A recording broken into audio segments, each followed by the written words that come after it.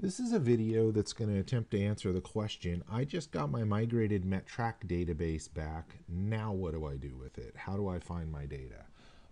So talk about a few things real quick. As you probably already know, MetTeam is a website. I am going to log in. I'm on the equivalent of the server, the machine where MetTeam is installed. So I'm using localhost, and the port is 35853, which happens to be FLUKE or Fluke on a touch-tone phone. So pretty much whatever port you're using, the standard installation is going to be port 35853.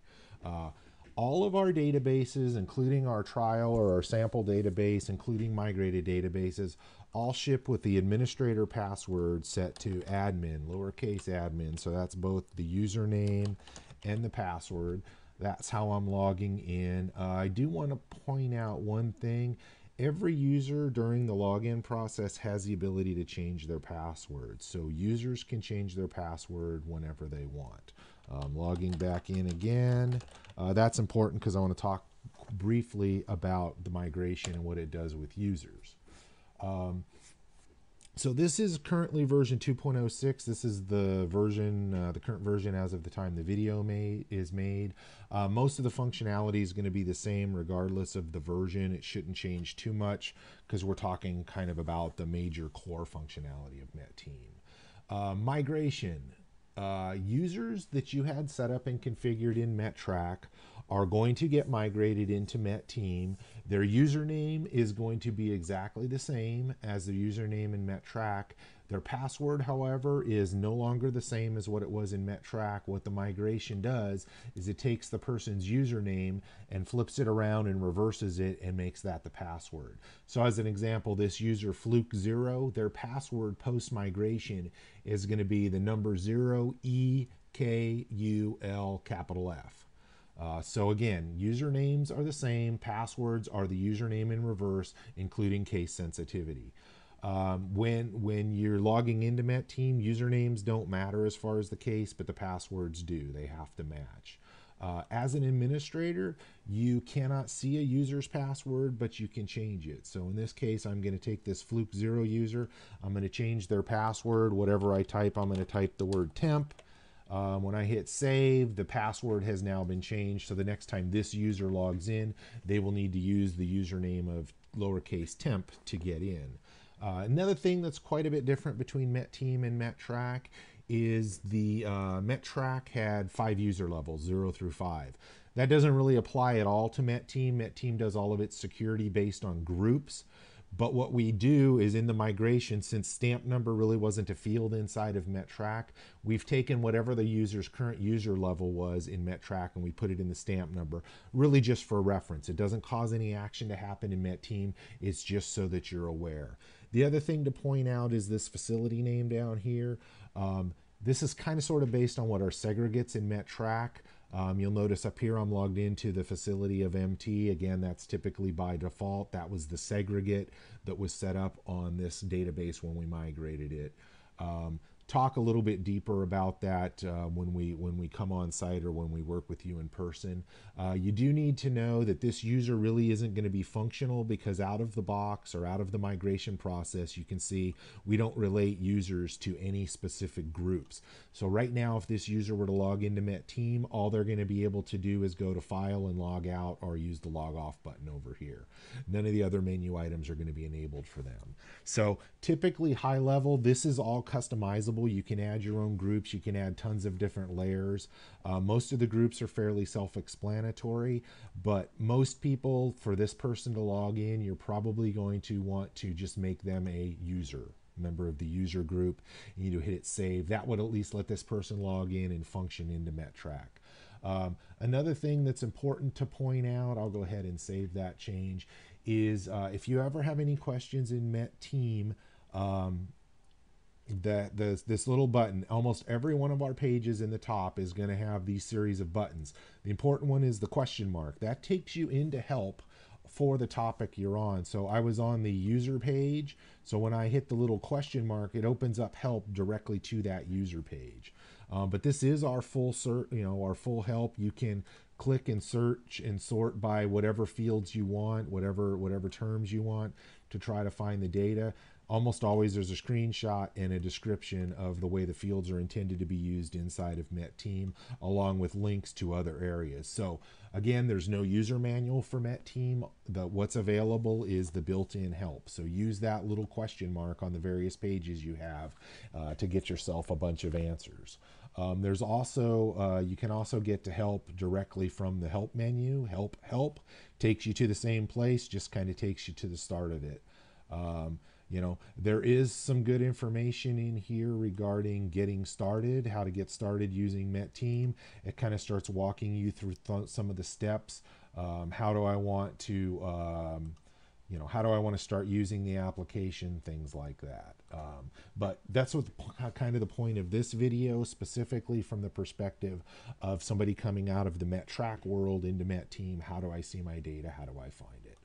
So I'm going to close this and go back to our discussion. So again, lots of differences between METTRACK and METTEAM, some similarities, and I'm going to try to draw some parallels to those similarities in this video.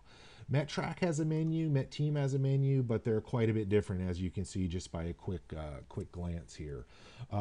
One of the kind of the heart of both METTEAM and of METTRACK had what we called the inventory page, or the inventory. This is where the pieces of equipment that you as a lab were responsible for maintaining, your standards, all of that kind of stuff. METTEAM has the same type of functionality, but we are using a slightly different phrase. So in METTEAM, instead of having inventory, we have assets. So if you had 500, 5,000, 50,000 assets in METTRACK, you should have the exact same number in METTEAM. And I shouldn't say exact number, that's going to vary differently. So in METTEAM, the migrated data, we're going to take any assets that you used as standards, anything that was considered a standard in METTRACK, and we're going to also make that an asset in METTEAM. So the numbers may vary slightly, but effectively the counts should be the same. So I'm going to take us into the asset page in METTEAM, which is, like I said, equivalent to the inventory page inside of METTRACK. To get there, I'm going to go to the menu, I'm going to go to the maintenance menu, and I'm going to go down to assets. Again, kind of the heart of everything. This is METTEAM's find screen. I don't want to spend a ton of time talking about the find screen. It is very powerful. It is kind of the heart of METTEAM. You're going to see it utilized over and over again. The most simple functionality of the find screen is you come into it and you can just directly hit enter, and METTEAM will execute a find with effectively no filter criteria because we're not searching for anything. So in this case, I only have a total of 14 assets in my database. It's showing me all of the assets, all of my active assets.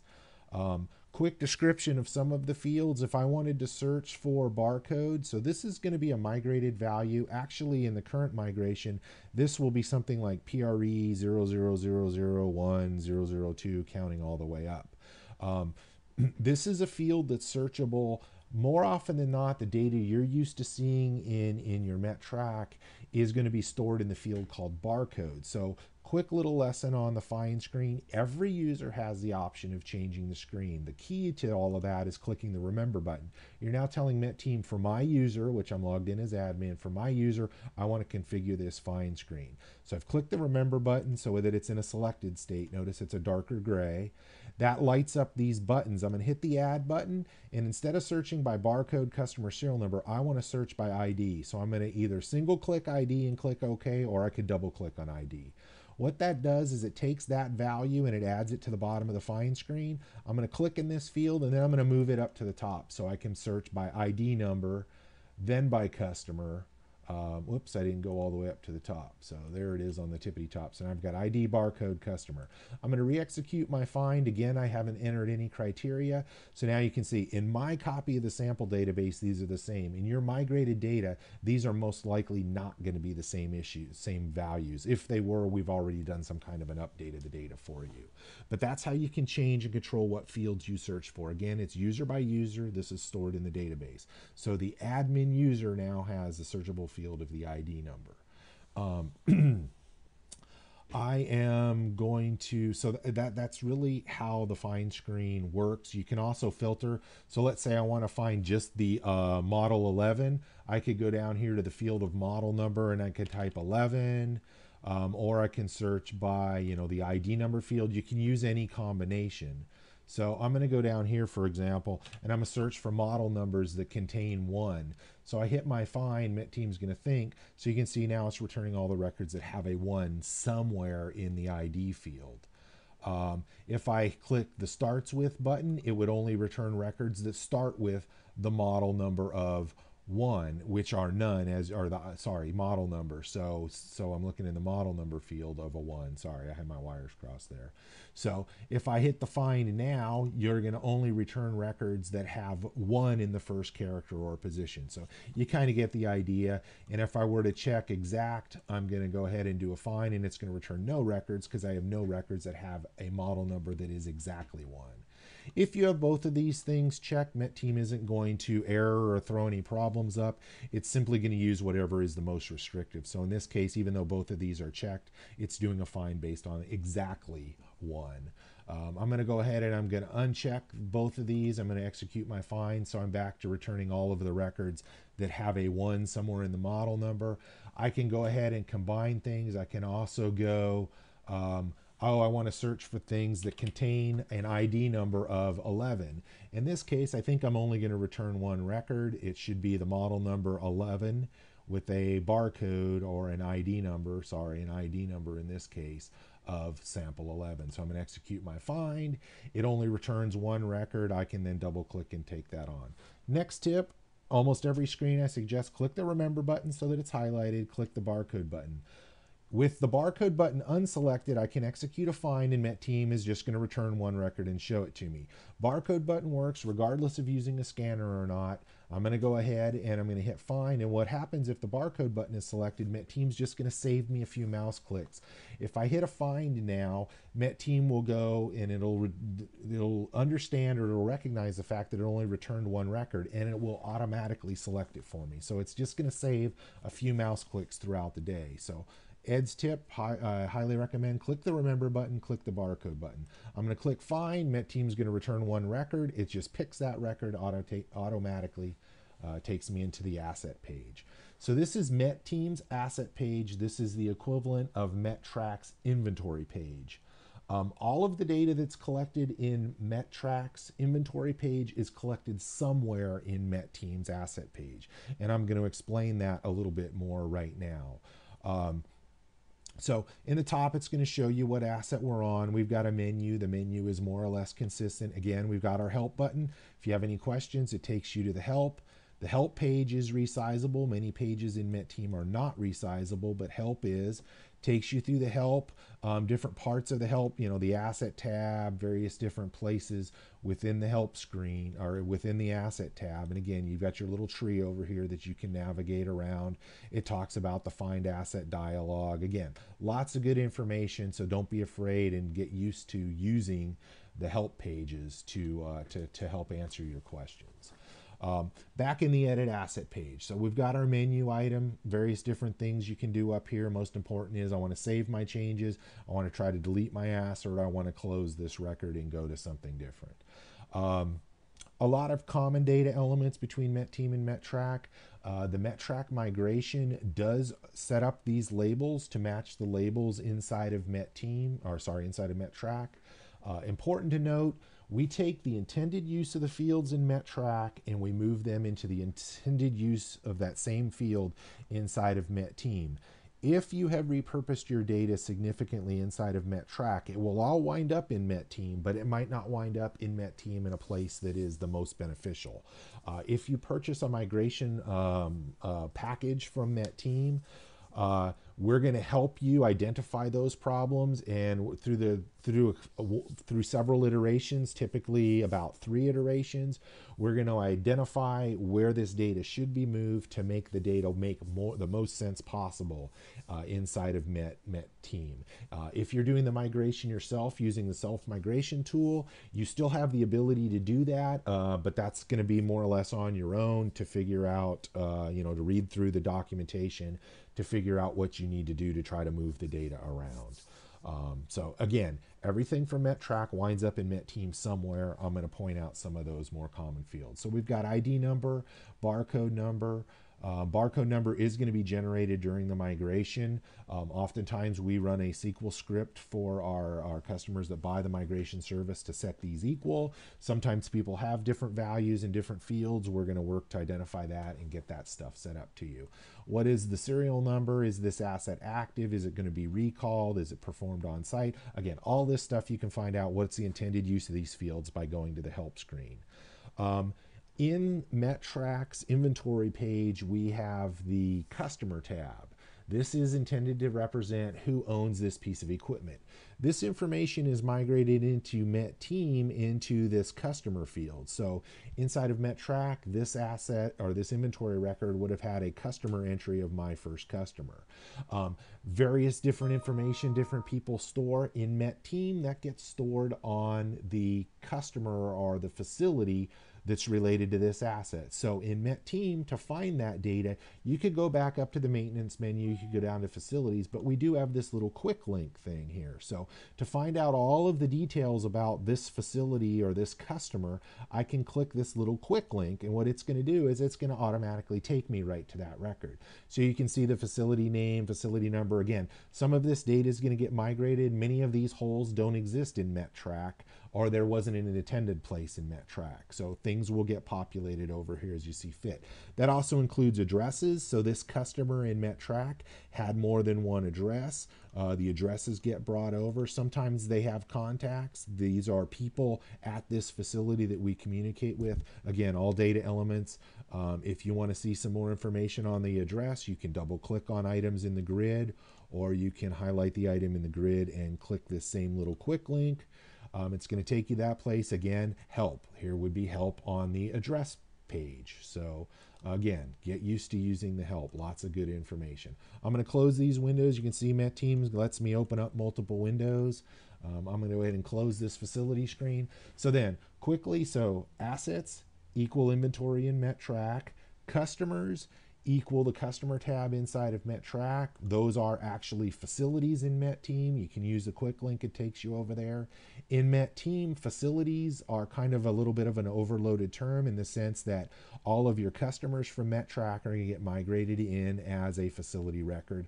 All of your manufacturers are also going to get created as a facility record. They'll just have the manufacturer checkbox checked. Vendors really wasn't something that was specifically tracked in METTRACK. So this is not going to be populated in the migration. And labs, these are going to be things like segregates and performing places that are performing work. Again, all these definitions are visible in the help. Going back to here, you can see my customer, my first customer is the customer record, but down here we have the manufacturer information. So if I want to see something, again, I've got a quick link. It's going to take me, this is actually going to take me to the exact same screen, but on a different record. Now I'm on the facility of Fluke, and you can see that Fluke is checked as a manufacturer. Okay. So that's one of the first areas of METTEAM to correlate is inventory equals assets.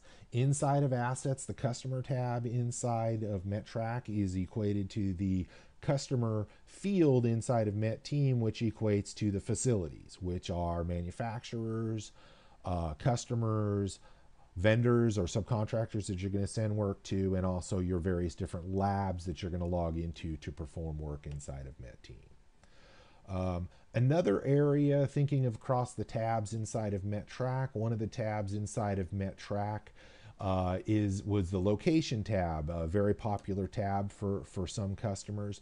So inside of METTEAM, the data that was in the locations tab in METTRACK winds up in what we refer to in METTEAM as tool assignments. So in this case, I'm in an inventory record from METTRACK, the sample 11. If I wanted to see the equivalent of the information on the location tab in METTRACK, I can go into METTEAM and I can click this assignment button. This is going to show me the tool assignments that were related to this inventory record. So I'm kind of mixing METTEAM and METTRACK terms here, trying to kind of introduce you, if you will. So again, this is going to be displaying, so each of these records right here is the equivalent of a location record inside of METTRACK. METTRACK had the next previous buttons that lets you scoot them through. METTEAM does things a little bit differently. We're displaying them in a grid. point I want to make here is these grids are kind of like Excel. They are sortable. I'm going to click on the loan date once. It's sorting ascending, so the oldest tool assignment to the newest. I'm going to click it again. Notice a little arrow changes. It's just sorting descending. So now I'm going to click on this top. So this is the most recent tool assignment record. Yes, my data is rather static. 2004 is the last time we did a tool assignment. But you can see I click on this record and the information down here highlights with the information from that record. If I wanted to see the tool assignment for D. Galloway, I click on that. Notice the information updates down here for the record I'm on. So again, location records in location records in METTRACK are the equivalent of tool assignments in METTEAM. I got here from the asset page by clicking this assignment button. Takes me to all the assignments related to this asset. I click the loan date twice to sort. Here's my most recent assignment record. It was loaned to a Mr. Lee. This was the date it was loaned out. Expected return, not really a data element in METTRACK, but so it's blank. This is the actual date that the equipment came back, that the item was returned. Use count, not a data element. Again, all this, again, you can go into the help screen, find out what's the intended use for all of these fields inside of the help information. Important thing to note, you're going, Ed, there's not enough fields here. I'm missing some information. What's important to note is the extended data. Many places in METTEAM have extended data, and this is a grid. Now, in the current version of our migration, these labels will be set up. So L, these are those of you that are familiar with the data structure of METTRACK or METBase will recognize these are data fields or fields in the location table. In the current version of our migration tool, these labels are going to be set to match the labels that you had in METTRACK. So if you called this customer location or phone number or whatever label you used, those labels will show up in this grid. I'm going to scroll through this data a little bit, and you'll see here some of that data that got migrated. So your data that you had in the location tab should be reflected in a combination of the fields on this first tab, or if you go to extended data, the location, the data will be in the extended data grid somewhere. And again, this is a fairly large grid, so you can scroll through it to see the data. One of the typical things when you purchase a migration from Fluke, we're going to work with you to move this data around to where it's appropriate. Now, there isn't always a one-to-one translation. A lot of times you're collecting data in these location tabs that might not even belong in a tool assignment record at the end of the day in METTEAM. Sometimes this is data that needs to wind up on the customer. Sometimes it needs to wind up on the asset, the procedure, sometimes even work orders, various different places. But the point is the data that lives in METTRACK winds up in METTEAM, location data in METTRACK winds up in tool assignments in METTEAM, most likely in extended data. Quick little diversion. This information is also editable as far as what is the name of the labels, what is the order of the data. I'm going to quickly point that out. As an administrator, I can go to the configuration menu. We have a menu item called extended data. I'm in the asset page, so here's all the pages in METTEAM that have extended data. I'm on the asset page, and you'll notice that this is the exact same order. The very top field we have in here is L2826, L28, what is some of this, let me click on this. So this is visible, L1423, well, I guess ignore that for a minute. This is supposed to be, I'm on the, oh, sorry, we're on tool assignments, duh, so sorry. Ed just had a brain fart. I will go to what METTEAM calls tool assignments. So now things are going to match up. So when I pick the right page of tool assignment, you'll see L2826, L2826, 27. So the order of these can be changed using this interface. The labels, what do you want to call the field? This is how it's all managed inside this interface. And again, not to be a broken record, but we also have the help button. It'll take you to help on extended data. Okay. That's a little bit more advanced. I'm not going to get to that point. The point I want you to understand is that tool assignment data does live here on the location data for METTRACK lives in tool assignments inside of METTEAM. Using that same theory of extended data on our inventory record, you notice we have a fair amount of data here. We have some data down here that got migrated into our types part of METTEAM. That's continued over here on the second tab. So all these are fields that get populated with some data from within METTRACK. But also, if you go all the way over here to this grid, so on our asset characteristics tab for the assets, we also have extended data. So a fair amount of your data that lived in METTRACK's inventory page is all going to wind up somewhere here in METTEAM, oftentimes in extended data fields. So again, if you purchase a migration from METTEAM, or if you're doing it on your own, you can remap some of these fields to show up in data elements that make more sense based on the way you may have repurposed their use inside of METTEAM. So look for your data elements over here in extended data. And again, the same thing that I mentioned earlier, you can go into the extended data tab on the asset page, see field 1 is our first field. So if I go back over here and I scroll to the top, you're going to say I-4231. See field 1 is labeled I-4231. Again, most of this in the new migration tool is going to use the labels you already configured inside of your METTRACK. All right, so assets equals inventory.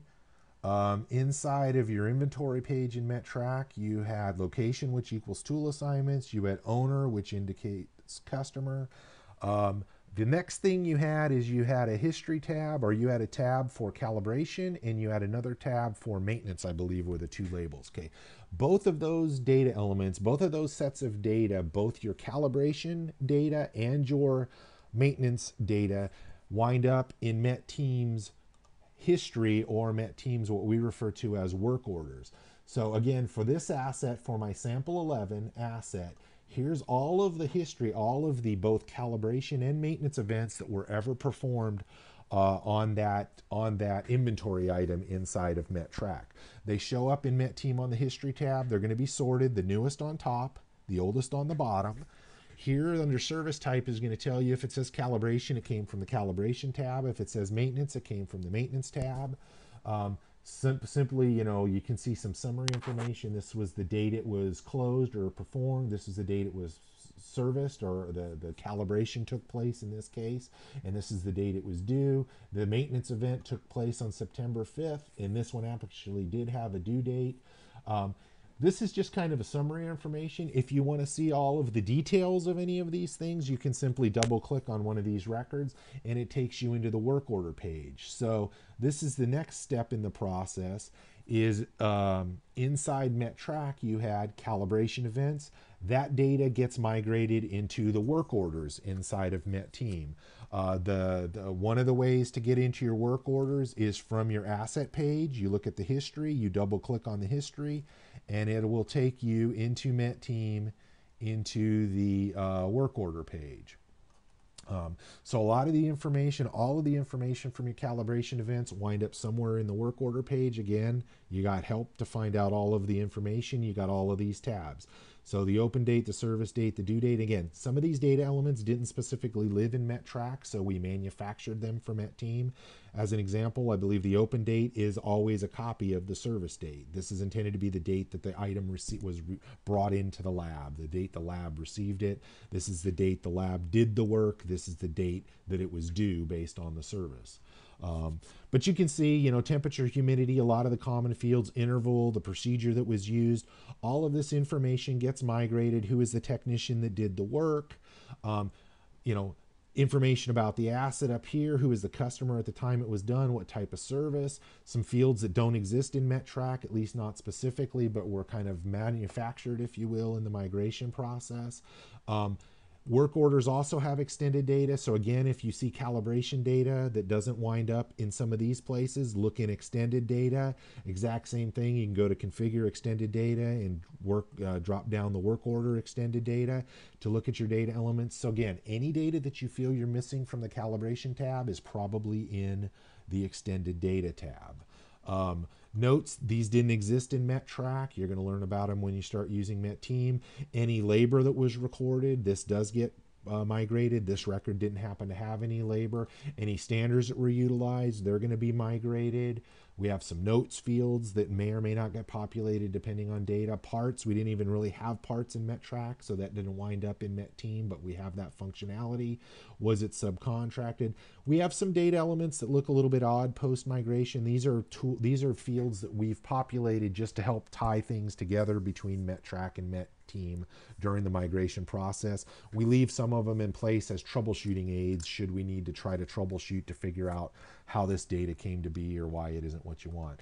One of the things that's important, and this one doesn't have any, but if this work order had collected data via METCAL or also manual METCAL, that data would get captured here in the migration. So again, if you're looking at a work order event and you think it had METCAL data, if you go over here to the results tab, it's going to show you the data in the results tab. A little bit of a paradigm difference between the way METTEAM and METTRACK do it. In METTRACK, you didn't have the ability to collect multiple data sets per calibration event. In other words, if you did an as found and you did an as left and you did an adjustment, those would be 3 different calibration events or 3 different work order events or 3 different events inside of METTRACK. In METTEAM, you have the ability to do all 3 of those against one work order. So post-migration, you're going to have one entry per one entry for each set of data that you collected via something like METCAL or something like manual METCAL. But that's where this data would be. And again, you can use these buttons down here to interact with the data on the grid to see all the details of the data that was collected. So calibration data gets migrated into what METTEAM considers work orders, and it gets showed in this grid. Also the maintenance data. So I'm going to do the exact same thing. I'm going to double click. So in METTRACK, this would have been a record on the maintenance tab. It gets migrated into METTEAM, also into the exact same field as work orders. The only difference is we're going to let you configure, or we're going to show you what type of service it was. Exact same interface, whether it's calibration event or a maintenance event. In METTEAM, we're going to collect it in the exact same interface. So we actually migrate it into the same tables, into the same data elements. So calibration tab and maintenance tab both equal history grid inside of METTEAM, and you double click to get there. I think those are the main highlights that I wanted to get. I guess one other thing that is important to note in METTEAM that is different than METTRACK is METTEAM has this concept of what we refer to as types. Also visible under the maintenance menu under assets and types. What a type is, think of a type as like a catalog item. What the migration does, it takes a distinct list of your manufacturers and your model numbers, and it creates a type for every one of those. So if my database had 20 Model 11 digital multimeters from Fluke, basically it's going to take Fluke and Model 11, and for every asset that has 11 in Fluke, they're all going to get related to the same type. So again, METTEAM has this quick link. So METTEAM's migration process is going to create types for you based on your distinct list of model numbers and manufacturers. If you want to see the type information, you utilize the quick link. It takes you to the, whoops, I did that wrong. I wanted to take you to the type. That's this quick link. And if you hover over it, it's going to tell me edit effectively the type. So this is the type record. So you can see it's got digital multimeter Fluke Model 11. In my migrated data, I only had one asset that was related to that. So it's only got one. Here's a list of every procedure that was ever utilized in the history of all of these assets. So you can see that we had in the history of the Model 11 that we migrated, at one point it used a Fluke 11 var with a 5500, and at one point it used a Fluke 11 var with a 5700. So these were created as procedure records. So this is a very important thing in METTEAM because every asset you add to METTEAM has to be related to a type. And as a technician, when you're going to perform work on an asset, METTEAM is only going to provide the user or the technician the choice of any of the procedures that have been configured for this type. So so let's say I had a verification procedure for a 5730, specifically for a 5730. Until somebody with administrative privileges or with sufficient privileges adds that procedure to the type, the technician will not be able to pick that procedure. So that's a big difference in Met Team. So it's important to note when you're doing the migration, look at your types, look at all the procedures that got created. And again, these procedures are created based on the data that lived in the work orders or in the calibration events inside of METTRACK. In this case, we've got two procedures that have been migrated or created as a result of the migration for this type. And again, I have a grid. I want to interact with the grid. I look over here to the side. I want to add a new procedure. I want to delete a procedure. These are the buttons you're going to want to look at, the quick link. So I'm on the CalVer 5500. If I hover over this, it says modify procedure. I click that link. It takes me to that exact same procedure, the CalVer for the 5500. So this is the procedure. It was a calibration. It's tied to METCal. So again, lots of different information. How many types are using this procedure? It's only utilized with one different type. So again, I don't want to get too much. We also have the help screen to explain all these different data elements. So types are automatically created, as are procedures as a result of the migration, and then they're related. So what this is telling me is that there's two different procedures that as a result of the migrated data I can utilize when I'm doing a calibration or a service on a Fluke Model 11. So we've got assets, types, and procedures. Assets, types, and procedures and facilities. These are the big things that we talked about. If you're a manual METCal user, your manual METCal templates will wind up migrated into METTeam's manual templates. I don't know that my migration has any. Well, it has a few samples is all that are in here. But if you had 50, 500, 5,000 manual METCal templates, they will show up in this list. You simply use the find screen similar to the asset page. You find the type, the template that you want to see the details on. You click on the template, METTeam will think for a minute. It'll display the template header information and then the actual template items. And again, we have the help screen to explain to you what all these different data elements are, tied to this and how to use the screen to a certain extent. That's a quick summary of, hey, I just got my migrated data back. My METTRACK data has been migrated into METTeam. This is a very kind of fast, high-level introduction to METTeam and where some of the more common data elements in METTRACK wind up in METTeam. Hope you find this useful. Thank you.